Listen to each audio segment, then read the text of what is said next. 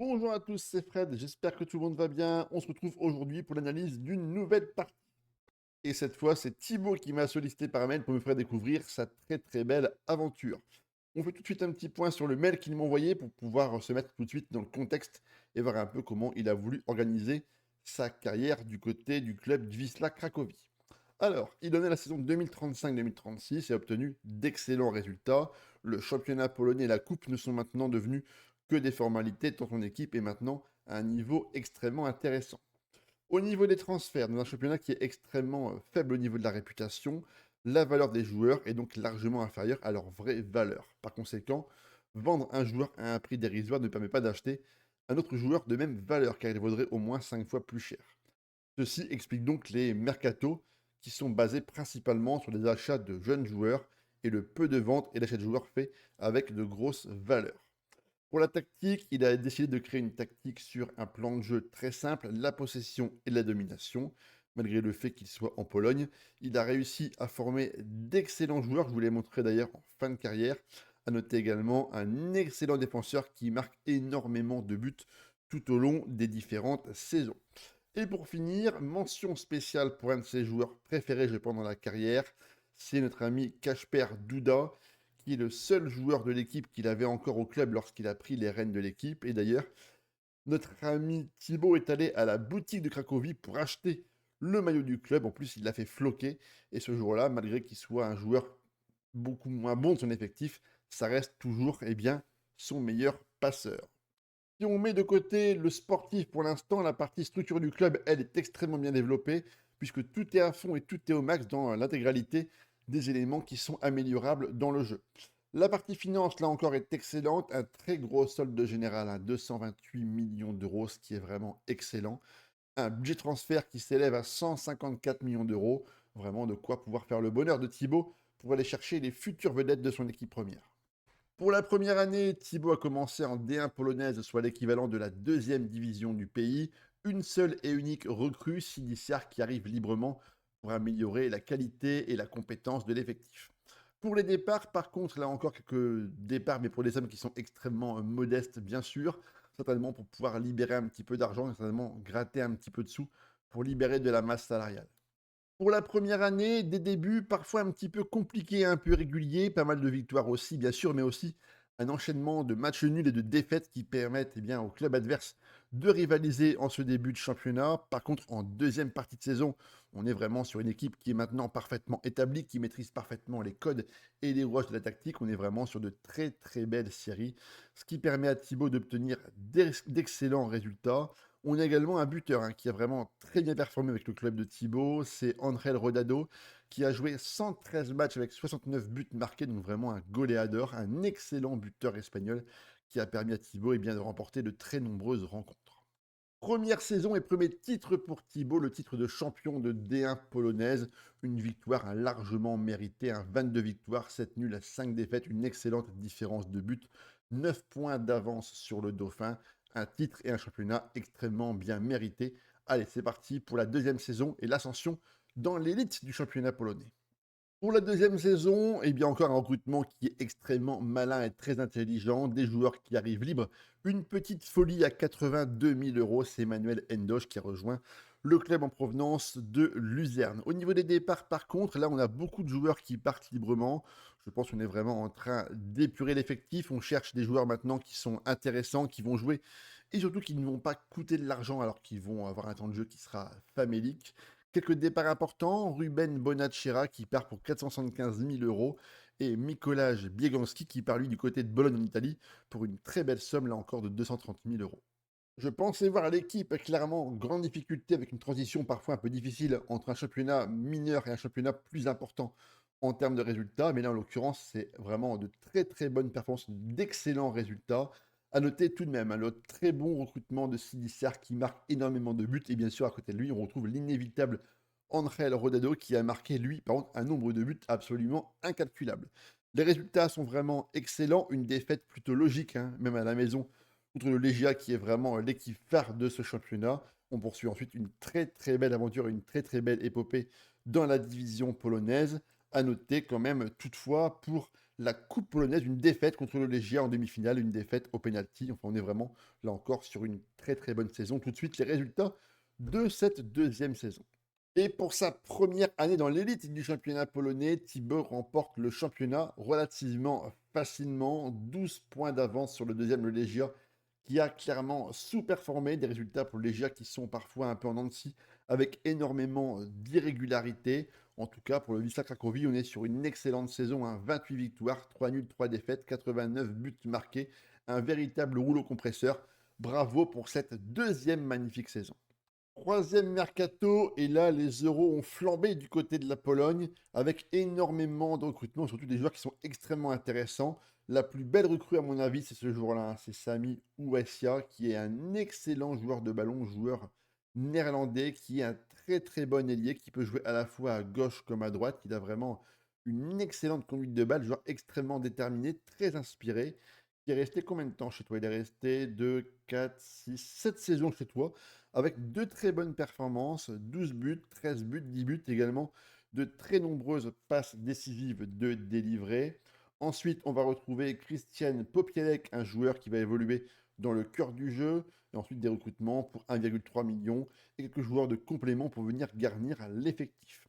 Au niveau des départs, là encore, on est sur deux départs importants en termes de montant. On est sur Alvaro Raton qui part pour 3,1 millions d'euros du côté de Retafe et Alan Uriga qui part du côté de Corona pour 650 000 euros. Et derrière, on a beaucoup de joueurs qui partent encore une fois libres, certainement pour libérer de la place, mais aussi beaucoup de joueurs qui partent en prêt. J'ai regardé, c'est des jeunes joueurs qui partent pour s'aguerrir, progresser, pour essayer éventuellement d'avoir une place plus importante dans l'effectif pour l'année prochaine. En championnat, une équipe parfaitement lancée, dès qu'elle est sur les bons rails, elle est absolument irrésistible et injouable.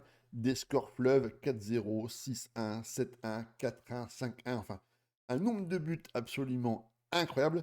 Mais surtout, le plus intéressant, c'est cette année la Ligue des Champions pour la première fois, avec notamment des résultats qui sont très très bons.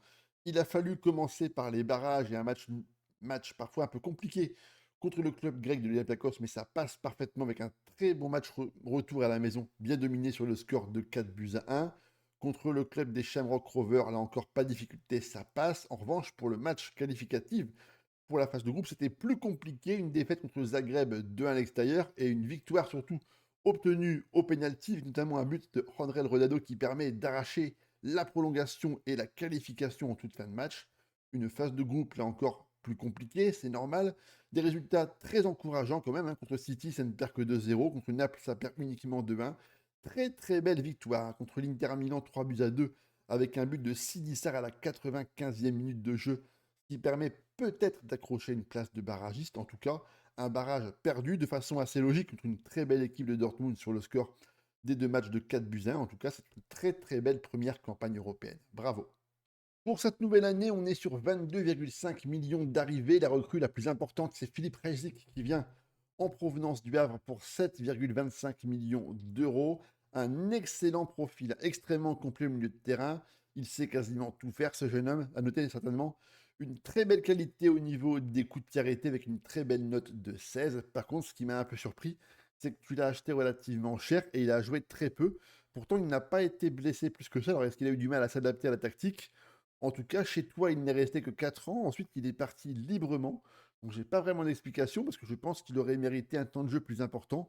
Après, si tu fais une rotation qui est importante, peut-être que c'est tout à fait dans la logique que tu as voulu mettre en place. Ensuite, on a deux arrivées en provenance du club de Raco. C'est bien, on achète chez l'adversaire pour pouvoir bien affaiblir les équipes adverses. Et au niveau des départs, on est sur notre ami Andrel Rodado qui s'en va pour 1,6 million d'euros du côté de la Grèce.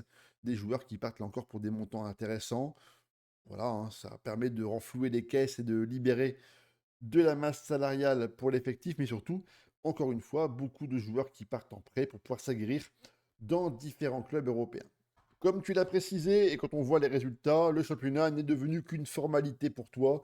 Les résultats sont excellents, il n'y a quasiment que du vert, une seule défaite seulement, et malheureusement en fin de championnat, peut-être éventuellement un petit peu de relâchement de la part de tes joueurs. Pour la Coupe de Pologne, par contre, on est sur une victoire assez facile, avec des matchs entièrement maîtrisés. Et au niveau de la LDC, c'est un petit peu plus compliqué. Par contre, tu as encore une fois dû passer par les barrages de temps que la réputation du championnat augmente légèrement. 14 buts sur les 2 matchs, une qualification très facile contre le club islandais de K.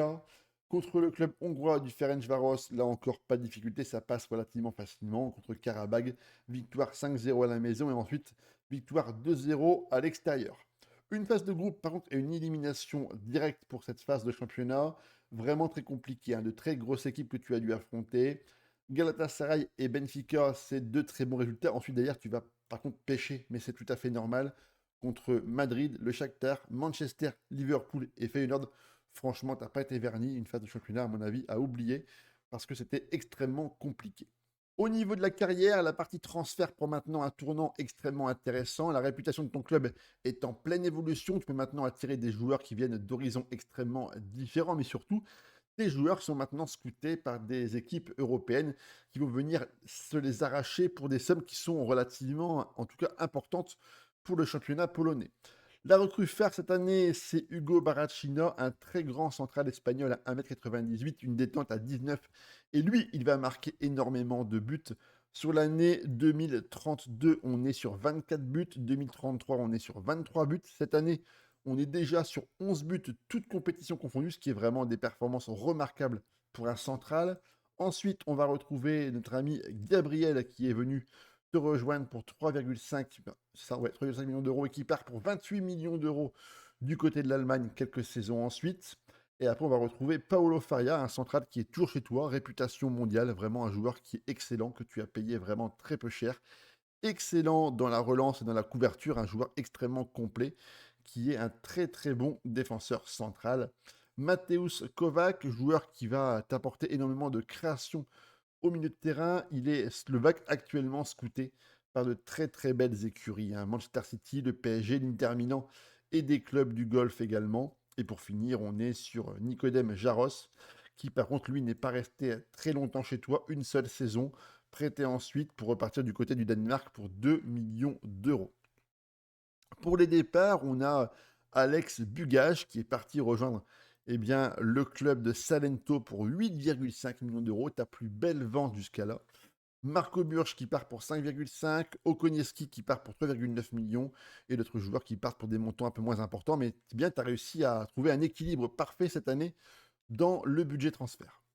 La Coupe de Pologne est encore une fois facilement remportée. Une petite frayeur quand même, toutefois, lors de la demi-finale. Une égalisation à la 97e et un but de Salvador de Hugo Barachina à la 118e minute de jeu te permettent d'accrocher ta place pour la finale et surtout de remporter d'ailleurs le trophée contre le club de Gornik. En championnat, eh bien là encore, hein, aucune surprise.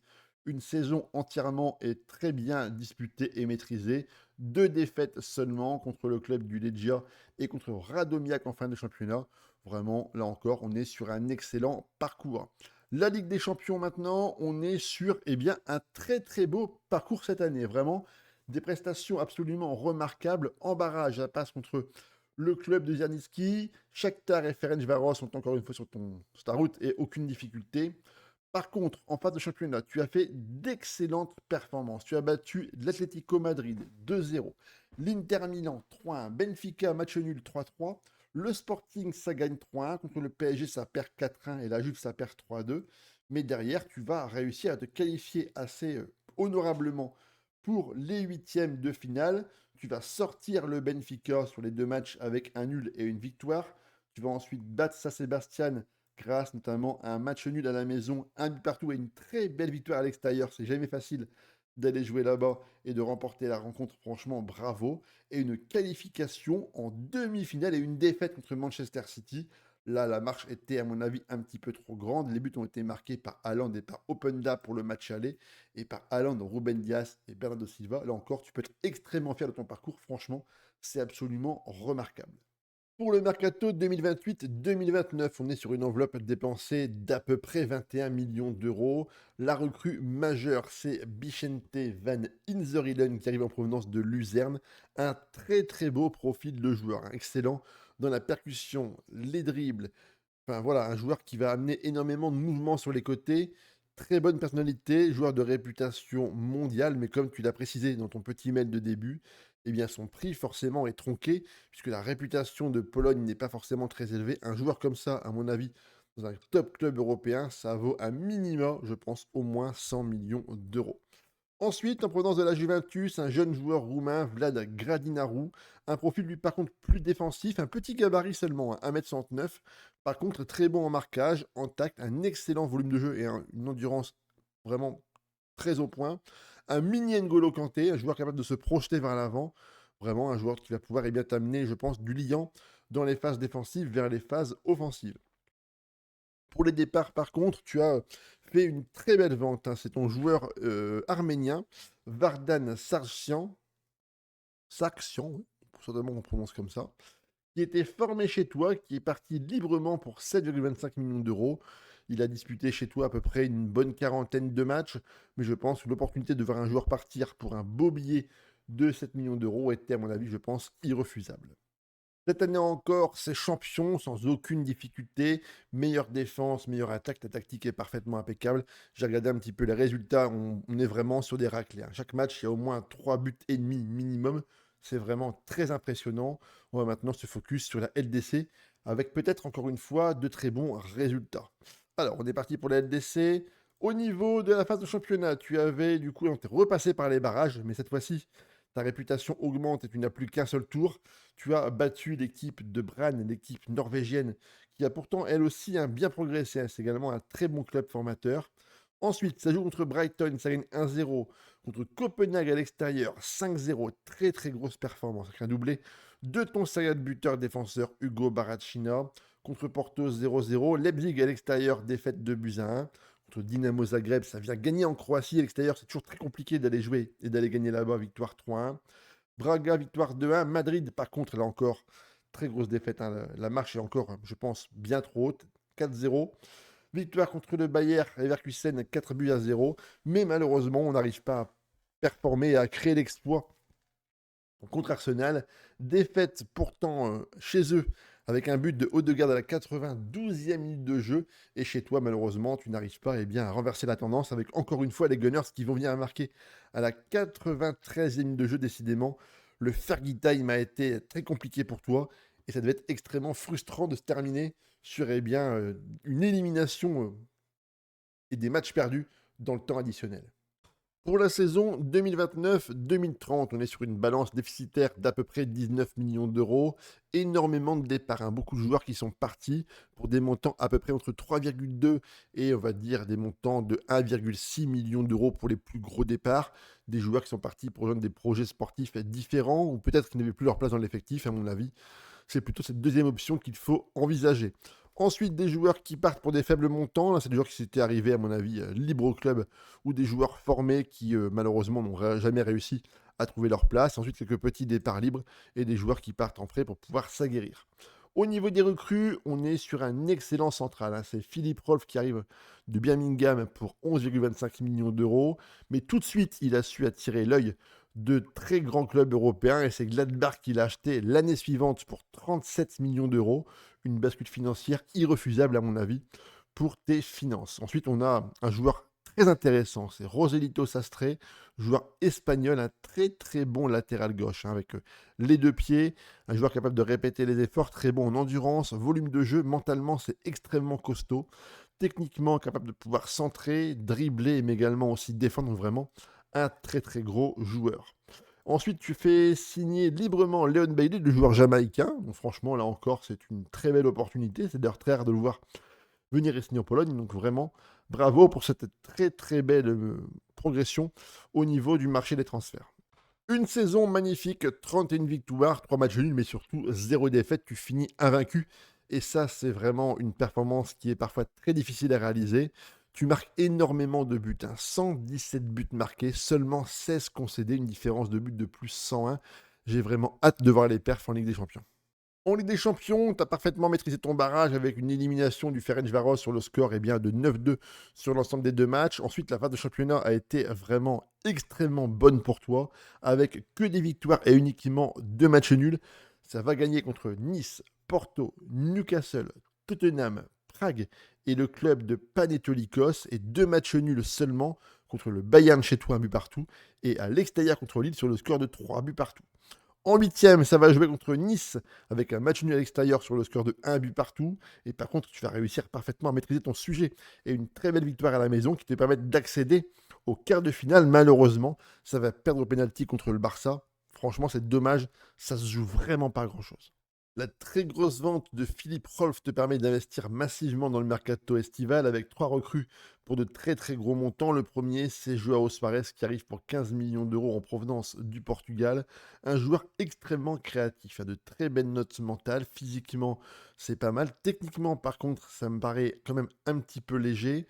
Par contre, au niveau des passes, du jeu collectif, du leadership et de la vision du jeu, c'est tout simplement exceptionnel. Malheureusement pour lui, il est parti librement 3 saisons plus tard. On voit qu'en termes de jeu, il aura joué quasiment des saisons intéressantes pour le début. Mais je ne suis pas forcément sûr qu'il ait trouvé sa place dans ton 11 de départ.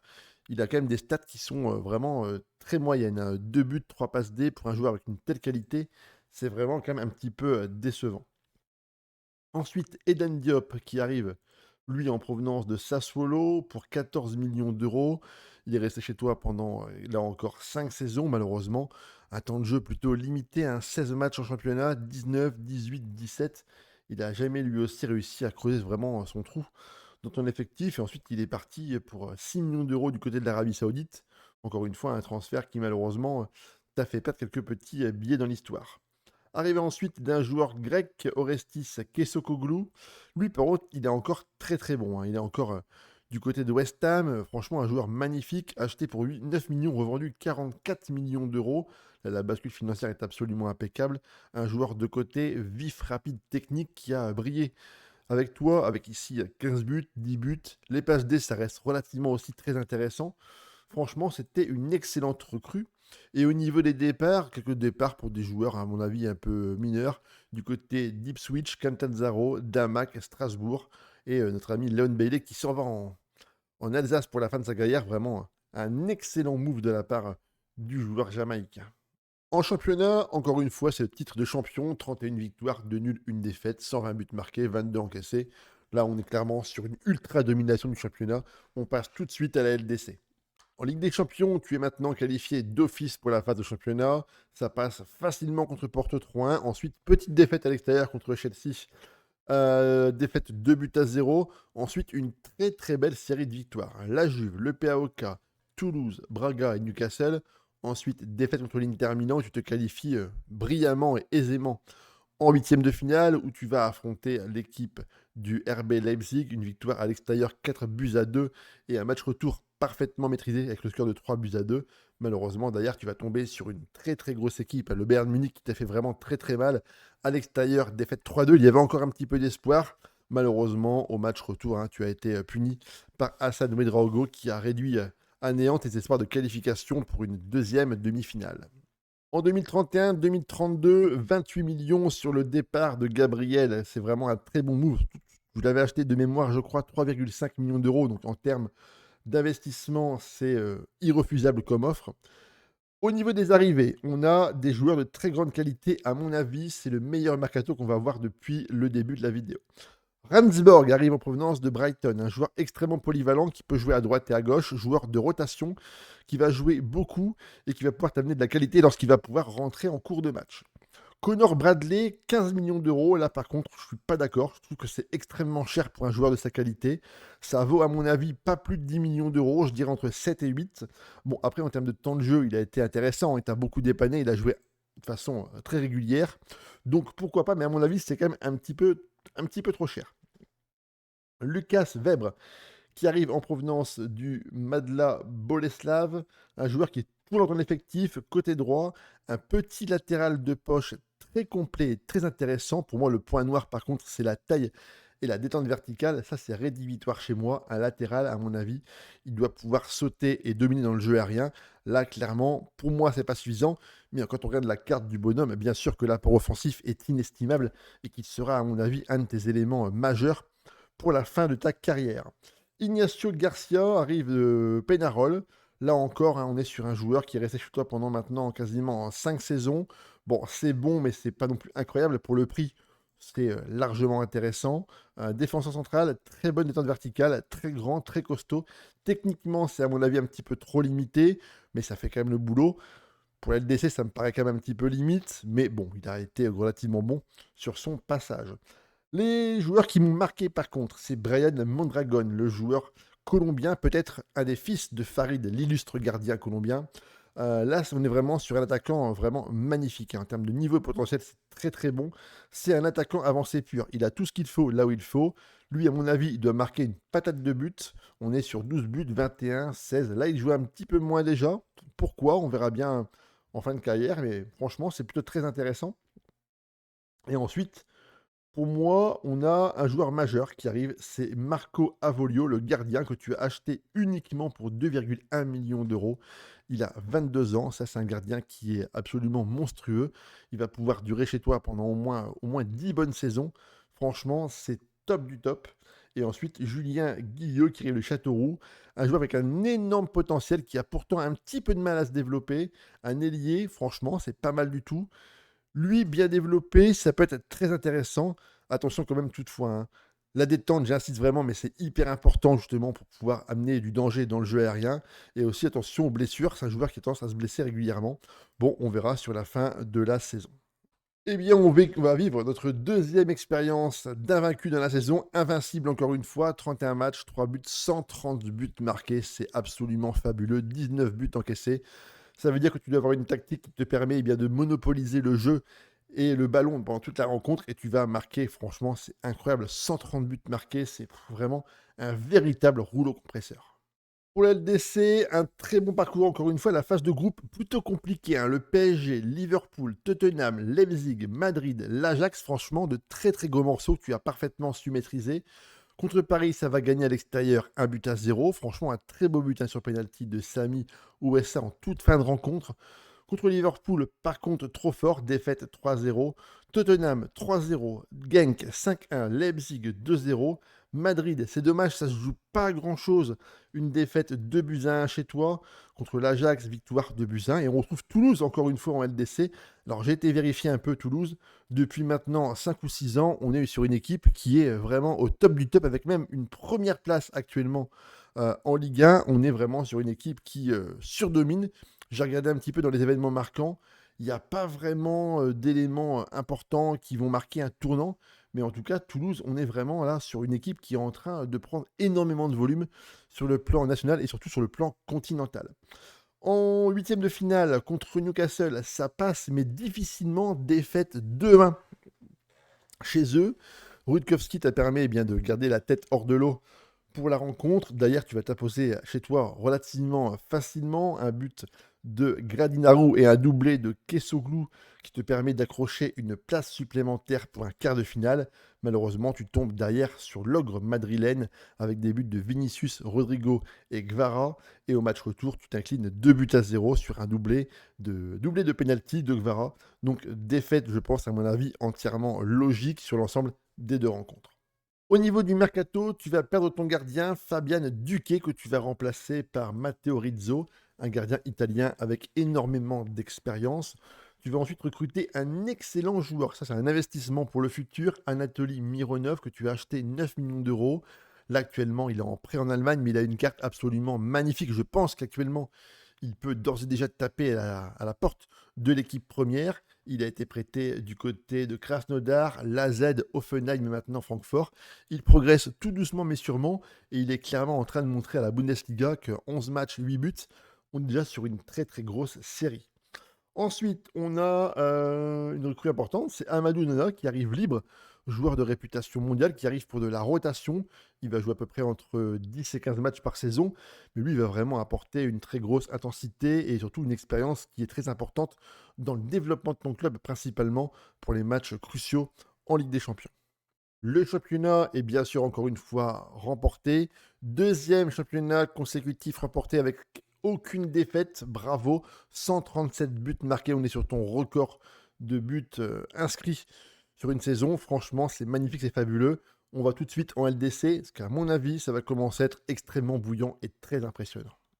Et pour cette saison, c'est le titre en Ligue des Champions. Franchement, je trouve ça absolument fabuleux et incroyable. Tu as quasiment torché toutes les équipes pour cette année en LDC. Tu as battu Madrid, Dortmund, Toulouse, qui maintenant est une équipe qui est franchement extrêmement forte. Galatasaray, l'Ajax, Ferencváros 8-1, la Fiorentina et Nice. Ensuite, tu as sorti Porto avec 2 matchs entièrement bien maîtrisés. Ensuite, à domicile contre Manchester United, petite frayeur, tu t'inclines 3-2, mais derrière, à Old Trafford, tu viens leur inscrire une véritable masterclass, hein. On est sur Eden Diop qui vient marquer un but. Ensuite, tu as Barachina, Rutkowski et de nouveau Barachina qui fait un match absolument fabuleux. La domination est globalement bien équilibrée entre deux équipes. Tu as eu un petit peu moins d'occasions, mais tu as su mettre les buts au bon moment. Et là, franchement, magnifique parcours. Ensuite, en demi-finale contre le Milan AC, tu vas leur mettre une sauce absolument incroyable. Ton buteur, un Baracchina, enfin ton buteur, ton défenseur Baracchina qui réalise une campagne absolument fabuleuse et monstrueuse. 4-0 à San Siro chez eux. C'est magnifique. 6-2 chez toi, une préparation absolument incroyable pour la finale. Et contre l'Inter Milan, une victoire 4-0. Franchement, c'est magnifique. Rutkowski pour le but, Kessoglou, Iser et Mondragon. Franchement, campagne incroyable. C'est entièrement mérité. Ouais, bah écoute, franchement, Thibaut, bravo. En 2033, tu fais signer Anton Edgenmann, un joueur autrichien, une carte magnifique. Il n'a que 20 ans, mais déjà, il a tout pour être le patron de ton milieu de terrain. C'est un joueur, pour moi, hein, c'est un joueur qui va jouer milieu axial, joueur créatif, mais avec une dose de finition, de sang-froid absolument impeccable. Lui, il va se projeter, il va marquer un nombre de buts, à mon avis, stratosphérique durant la saison. Admire Music et Dadjuk de Croatie qui vient chez toi pour renforcer la défense centrale. Là, pour le prix, encore une fois, c'est très très bien trouvé. Patrick Herrmann, joueur aussi, un gros prospect, un 19 ans seulement. Profil de créateur un peu plus bas au niveau du terrain. Ouais, franchement, tu trouves vraiment des joueurs pour vraiment des prix très bons. Et franchement, le mercato est absolument magnifique. Dominique Jagger, lui par contre, il aura un petit peu de mal à se développer. Je suis pas sûr qu'il va rester chez toi très longtemps. Tu l'as payé combien, Dominique? Quasiment 7 millions avec bonus. Ah, c'est un pari, mais ça partira à mon avis pour 2 fois moins. Ensuite, Sorin Tudor, là encore, joueur de rotation, bon coup. Par contre, très très cher, hein, 485 000 euros par mois maintenant du côté de Gironde, parce qu'ils ont vraiment fait un bon move en l'achetant derrière. Il est resté une saison chez toi. Après, tu l'as bien vendu. Acheté 4 millions, vendu 14 pour des performances qui clairement sont plutôt très bonnes du côté de l'Ajax. Je pense que tu as fait là une très très bonne réflexion. Il aurait peut-être pas pu aller si haut, et pour ce prix-là, à mon avis, la vente était quasiment inévitable. Murilo Falda, un latéral brésilien, là encore une fois très offensif, hein. C'est très très dur, hein, sur FM de trouver des joueurs de côté qui sont offensifs. Souvent, c'est des profils un peu éclatés avec beaucoup de notes en tacle, en marquage et peu de profils vraiment complets ou des latéraux offensifs. Donc là, encore une fois, une très très belle recrue. Et c'est ça, quand on a de l'argent, et bon, après, on peut se permettre de prendre des paris sur des joueurs, et c'est entièrement ce que tu es en train de faire, et à mon avis, c'est la meilleure des solutions. Ensuite, un joueur qui nous vient du Danemark, potentiel intéressant, tu l'achètes 900 000 euros. Ouais, le risque est entièrement mesuré. Franchement, ça sera un bon joueur de complément. Il est parti en prêt pour progresser. Franchement, top, rien à dire. Ruben de la Cruz, joueur péruvien, très très bon, un très bon latéral droit. Mais comme on l'a dit précédemment, c'est plutôt un joueur type profil latéral inversé. Il est très grand et on voit qu'en termes de qualité de centre, techniquement, c'est limité. Ça, c'est un joueur qu'il faut repasser impérativement dans l'axe ou dans le cœur du jeu pour pouvoir en faire un joueur polyvalent et très complet. Et tu t'es fait un petit kiff, tu as recruté Amin Gouiri libre pour une saison en provenance de Rennes. Il est parti quasiment l'année suivante, pardon, pour 900 000 euros. Et voilà, franchement, très très bien. Au niveau des prêts, hein, comme la vidéo précédente avec Alexis, vous avez des qualités que moi je n'ai pas, à savoir réussir à prêter des joueurs et gagner de l'argent dessus. Ça, franchement, c'est excellent. Tu as gagné quasiment, à mon avis, entre 4 et 5 millions d'euros. Et là, c'est clairement pas négligeable. En championnat, 34 matchs, 34 victoires, 137 buts marqués, 18 encaissés. Et ben voilà, le combo parfait. Aucune défaite, aucun match nul. Bravo. En Ligue des Champions, beau parcours encore une fois contre Manchester. Ça va gagner chez toi 6-3. Une performance collective absolument remarquable. Ça va ensuite gagner le Bayern, Galatasaray, Anderlecht. Ça perd par contre Milan qui viennent prendre leur revanche de la finale de l'an passé. Match nul contre l'Inter Milan, un but partout. L'AEK, ça gagne 6-2. Toulouse, 5-4. Franchement, match très serré, très engagé. Tu vas marquer 2 buts en fin de rencontre, ce qui te permet d'accrocher, là encore, une très très belle victoire. Contre Madrid, chez eux, eh bien, défaite 3-2, mais à la maison, tu arrives parfaitement à renverser la vapeur et à t'imposer aux prolongations grâce à un but de Damian Kurchaski en fin du temps de la prolongation. Contre l'Inter, ça passe 3-1 et 3-1. Et contre City, par contre, tu as réalisé chez toi le match quasi parfait avec une très belle victoire 4 buts à 1, une expulsion malheureusement certainement un petit peu bête de ton joueur Anton Egelman en fin de rencontre. Mais surtout, ton équipe est passée totalement à travers lors de la demi-finale, peut-être éventuellement un peu pris par l'enjeu, défaite 3 buts à 0. Hendrick, Haaland et Bellingham, en tout cas très très grosse équipe du côté de City, eh bien ont réussi totalement à faire une très belle remontée, à s'imposer pour se qualifier eux du coup en finale. Est-ce qu'ils ont réussi à gagner en 2033-2034? Hop, ils ont perdu contre Barcelone en finale au penalty apparemment. Donc voilà, tu as perdu contre une équipe finaliste. C'est vraiment toujours là encore une bonne performance. Mais ton équipe aurait quand même pu faire mieux. C'est dommage ce petit trou d'air ici. J'aurais tant aimé que tu en remportes une deuxième consécutivement. Allez, on se retrouve tout de suite pour la dernière saison. Un très très gros mercato sur le plan des départs. Kessoglou qui part du côté de West Ham pour 45 millions d'euros, 54 avec bonus. Acheter 9 millions, la bascule est importante et vu le profil du joueur, c'était quasiment inévitable que tu veuilles le garder, le conserver. Il fallait le vendre et tu l'as bien fait. Ignacio Garcia part du côté de Feyenoord pour 27 millions d'euros. Eden Diop s'en va du côté d'un club exotique pour 6 millions d'euros. Et pour les recrues, tu fais signer Joao Neves, qui a maintenant 31 ans, mais un QPN à 18. Donc franchement, il va pouvoir rester au top encore très longtemps. Réputation mondiale, un salaire qui, à mon avis, n'est pas déconnant. Franchement, ça me paraît très intéressant. Par contre, blessé pendant très longtemps en ce moment, entre 3 semaines et 2 mois, ça c'est toujours un petit peu chiant quand les joueurs vedettes se blessent sur des longues périodes. Mauro Accampara, un joueur central italien, 17 ans que tu as acheté pour 10-15 millions d'euros, mais à mon avis, vu le prix, ça vaut largement l'investissement et tu auras forcément, à mon avis, de très très bonnes retombées en termes de progression avec ce joueur. Sasa Djuros qui te rejoint pour 6 millions d'euros. Alors encore un joueur croate, gros potentiel, actuellement prêté du côté de Copenhague. Il a réalisé une saison complète avec Reims et ça lui a permis de bien progresser encore une fois. Franchement, bravo, top transfert et top prêt. Janko Enchev, qui est maintenant chez toi un joueur intéressant de ta ligne d'attaque. Encore une fois, tu as su dénicher un très très bon joueur devant, un véritable tueur à gages bulgare. Qu'est-ce qui se passe du coup? Prêté à l'Ajax, t'aimes vraiment les prêts à l'Ajax. C'est vraiment un club satellite chez toi et tu arrives vraiment à tirer au mieux des performances et du prêt de tes joueurs. Bon, ici, on fait vite. Championnat, c'est remporté, 100 points, 33 victoires, une défaite, 152 buts marqués, 16 encaissés. Ouf, et bah dis donc, j'ai des sueurs. Et pour la deuxième fois de l'histoire du Wisla Cracovie, on est sur une victoire en Ligue des Champions. En phase de groupe, c'est un quasi sans faute. Manchester, Benfica, Shakhtar, Laz, City, Francfort, le Partizan et Naples auront subi les foudres de la locomotive cracovienne. Ensuite, contre le Bayern, ça gagne en huitième 2-0, 3-2. Contre City, véritable masterclass. Tu as mis l'étendue de ton talent et de ton savoir pour pouvoir s'imposer contre l'Ogre Citizen. Ensuite, contre Arsenal, match là encore très compliqué. Tu as parfaitement su dominer ton sujet chez toi 2-0 à l'extérieur, 2 buts partout, avec je pense quelques petites frayeurs en fin de rencontre. Et en finale, ça vient gagner au penalty contre Manchester United. Victoire après un score de 2 buts partout.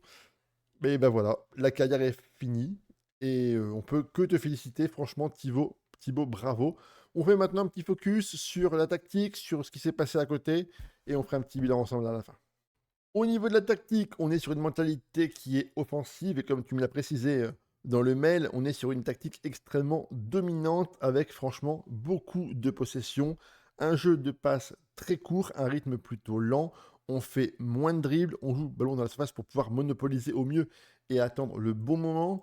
En transition, on effectue un contre-pressing, on va contrer et on relance court vers les défenseurs centraux et latéraux. Et sans le ballon, tu ne joues pas forcément plus haut. Ça, j'aime bien quand on joue un petit peu moins haut au niveau de la ligne défensive. Donc, un pressing haut extrêmement intéressant, un pressing beaucoup plus souvent et tu empêches les relances courtes au niveau du gardien. Pour les postes, on est sur deux centraux défense, deux latéraux offensifs attaque, un milieu de terrain défensif soutien qui va vouloir éventuellement monter légèrement pour apporter, je pense, le nombre devant. Engelmann, milieu de terrain axial soutien et un milieu de terrain axial attaque, lui qui va apporter de la verticalité dans les phases offensives. Deux joueurs de côté qui ont une position d'attaquant intérieur attaque pour venir compléter un trio offensif devant avec Rutkowski, soit au final à quatre joueurs qui seront devant. Je pense qu'à mon avis, on va se projeter grosso modo comme ça en phase offensive. On doit retrouver à mon avis comme ça et lui qui va se positionner ici et qui doit coulisser. Donc franchement, la tactique est vraiment très intéressante et très très bonne. Le seul point que moi j'aime moins dans la tactique, c'est que tu fais jouer ce joueur Van Israël dans une position d'attaquant intérieur. Et pour moi, c'est typiquement un ailier. La finition est pas non plus incroyable. Il a 13. Pour moi, lui, c'est un ailier. Il faut le mettre sur un côté, il faut le faire courir. En plus, il a se projette vers l'avant dès que possible. Beaucoup de courses balle au pied. À mon avis, en tant qu'ailier, il pourrait faire encore plus de dégâts. Au niveau de ton équipe jeune, tu as bien sûr notre ami Mauro Acampora qui est un excellent joueur avec un très très gros potentiel qu'on a vu ensemble. Et ensuite quelques joueurs qui ont un potentiel intéressant. 4 étoiles et demie, 3 étoiles et demie, c'est plutôt pas mal. Pour l'équipe 2, par contre, elle, clairement pas développée. Je pense à mon avis un petit peu à l'abandon. C'est pas forcément très gênant. Au niveau du recrutement, tu vas t'appuyer sur des recherches ciblées, notamment avec beaucoup de recruteurs qui vont partir dans la même zone pour pouvoir te faire du flux et t'amener des joueurs. Ça, c'est extrêmement intéressant, surtout très intelligent. Au niveau du ballon d'or pour finir, alors, est-ce qu'on a des surprises? On a un duel, bien sûr, comme d'habitude, entre Erling Haaland et Kylian Mbappé.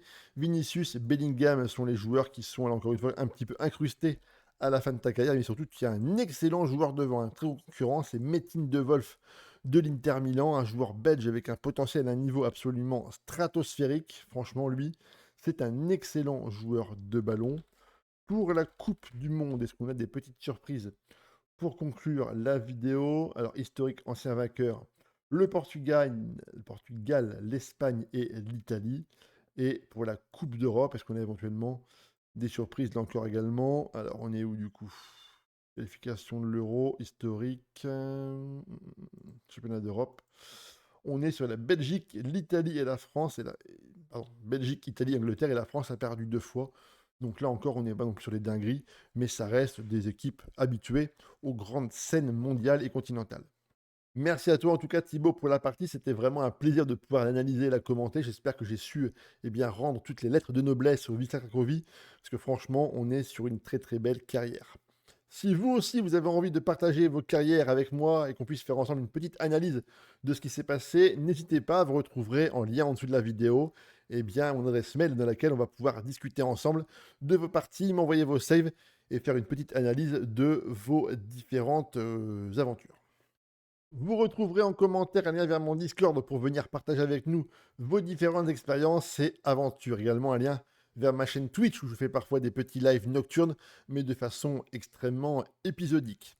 Et bien sûr, on n'oublie pas l'abonnement, le like, le commentaire, le partage. C'est indispensable pour le référencement et le développement de la chaîne. Et pour ça, je compte sur vous. Allez, ciao les gars.